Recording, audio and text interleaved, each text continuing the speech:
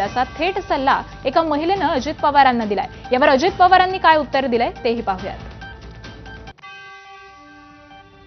खूप त्याबद्दल काही शंका नाहीये, पण सर पर्रीकर सर जसे दिवसा कधी फिरायचे तर तुम्ही कोणीतरी इथेच राहतात, तुम्ही कधीतरी ट्रॅफिकचा टाइम जेव्हा असतं ना तेव्हा कुणीतरी यायला पाहिजे। असं नाही की माहिती नाही असं होऊ शकत नाही।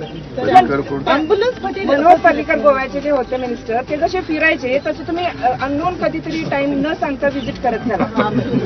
That is the best solution. अशी गरज नाहीये की तुम्ही प्रश्न विचारणार आणि सांगणार नाही सर, असं आम्हाला म्हणायचं नाहीये। फक्त आम्ही इतकं इरिटेट झालेलं आहे की ते राहायचं की नाही हा प्रश्न पडलेला आहे आम्हाला। पीएमसी आली आहे, पीएमआरडी आली, अर्थात नागरिकांना काही घेणं देणं नाही पीएमसी आणि पीएमआरडी, त्यांना त्यांच्या सुविधा पाहिजे त्या मताशी आम्ही 100% सहमत आहोत आणि त्याच संदर्भामध्ये आमचं काम चाललेलं आहे। आम्हाला उशीर झाला त्याबद्दल आम्ही दिलगिरी व्यक्त करतो, परंतु आता आम्ही पुन्हा त्याच्यामध्ये अधिक कशी गती देता येईल आणि ह्या कामाला टॉप प्रायोरिटी कशी देता येईल।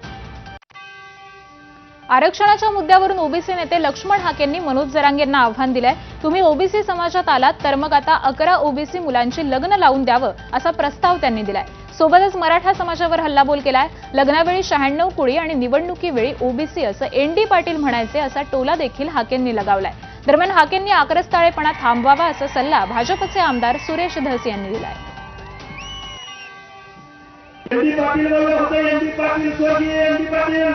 लग्न ठरवायची वेळ आली की 96 कोळी क्षत्रिय आणि गावच्या सरपंच पदाची निवडणूक आली की आम्ही ओबीसी, आम्ही मागासवर्गीय। एनडी पाटील बोलले होते, मी नाही करू। अरे चोरानो, जात चोरानो, मागासपणाचे डोहाळे लागले तुम्हाला। तुमची गरिबी आली तर आमचा एखादा व्यवसाय तुम्ही स्वीकारला का? नंदीबाईचा ढोलके गळ्याला दाखवलंय आणि घरोघरी गेले मागायला। हाके साहेबांना मी एक विनंती करेल, प्रत्येकच वेळेस आक्रस्ताळेपणा करण्याचा त्यांचा जो ॲटम दिसतोय तो थोडासा थांबवला। दरच वेळेस बोलताना तुम्ही जर एवढ्या आक्रमकपणाने आणि मोठ्या आवाजात बोलायचं म्हणूनच प्रश्न सुटत नसतात।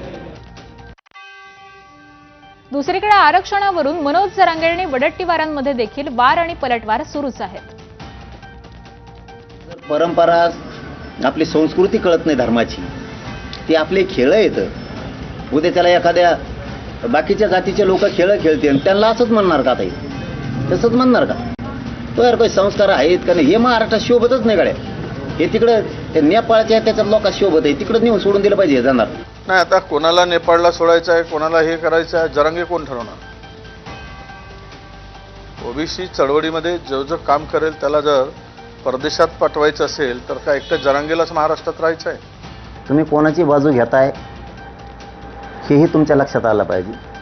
त्या लायकीचा माणूस पाहिजे, मग त्याची बाजू घ्यावा। आम्ही तुम्हाला तर काय बोललो नाहीत आणि त्याची कड घ्यायला त्याला तुमची कोणची माया येते एवढी?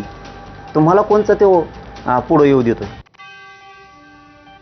राज्यात मराठा आरक्षणावरून मराठा ओबीसी आरक्षण मुद्दा गाजतोय। राज्य सरकारनं मराठा आरक्षणासंबंधी 2 सप्टेंबरला GR काढून हैदराबाद गॅझेटियरच्या अंमलबजावणीला सुरुवात केली आहे। या सर्व पार्श्वभूमीवर आज बुलढाणा जिल्ह्यातील शेगाव इथं राज्य ओबीसी अधिकारी कर्मचारी महासंघाचं अधिवेशन आहे।